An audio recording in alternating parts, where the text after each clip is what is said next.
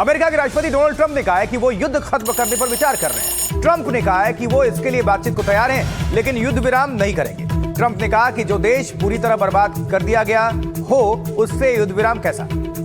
मतलब उनकी खुद ही जो बातों में उलझन है, दो तरफा है और कुछ भी क्लियर नहीं है। एक तरफ ऐसा प्रतीत हो रहा है कि वो युद्ध खत्म करवाना चाहते हैं, लेकिन कह रहे हैं कि युद्ध रुकेगा नहीं। दूसरी तरफ कह रहे हैं कि जो देश पूरी तरह बर्बाद कर दिया गया हो उससे युद्ध विराम कैसा।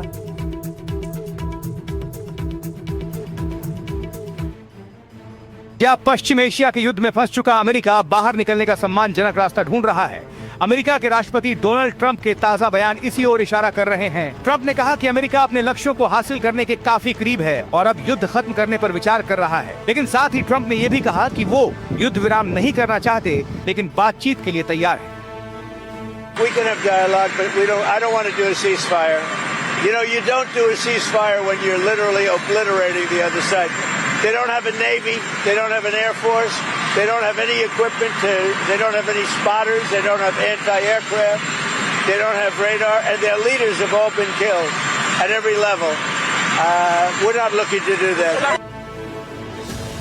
ट्रंप के मुताबिक अमेरिका ने अपना काम कर दिया है। अब स्ट्रेट ऑफ हॉर्मुज की निगरानी करने की जरूरत है और ये उन देशों की जिम्मेदारी है जो इसका इस्तेमाल करता है।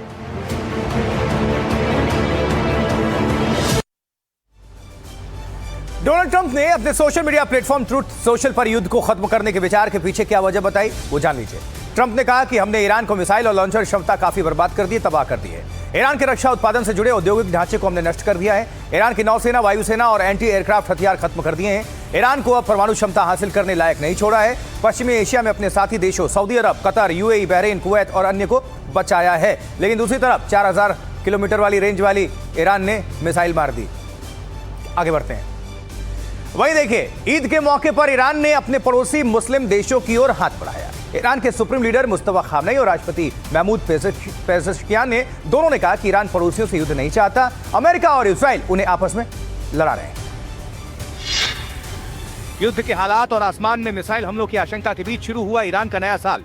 नौरूज के मौके पर ईरान के सुप्रीम लीडर मुस्तफा खामनेई ने अपने संदेश में युद्ध में मारे गए लोगों को श्रद्धांजलि दी, उनके परिवारों से सहानुभूति जताई,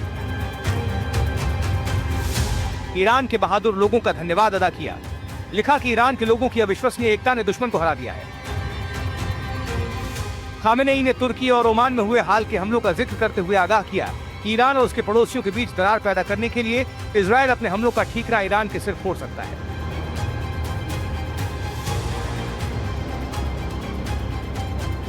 नौरूज के मौके पर ईरान के राष्ट्रपति मसूद पेज़ेश्कियान ने भी कहा कि ईरान मुस्लिम देशों और पश्चिम एशिया में अपने पड़ोसियों के साथ युद्ध नहीं चाहता। उन्होंने ईरान और मुस्लिम देशों के बीच तनाव के लिए अमेरिका और इजरायल को दोष दिया। पेज़ेश्कियान ने प्रस्ताव दिया कि पश्चिम एशिया में शांति, सुरक्षा और स्थिरता बनाए रखने के लिए सभी मुस्लिम देश मिलकर एक सुरक्षा ढांचा तैयार करें।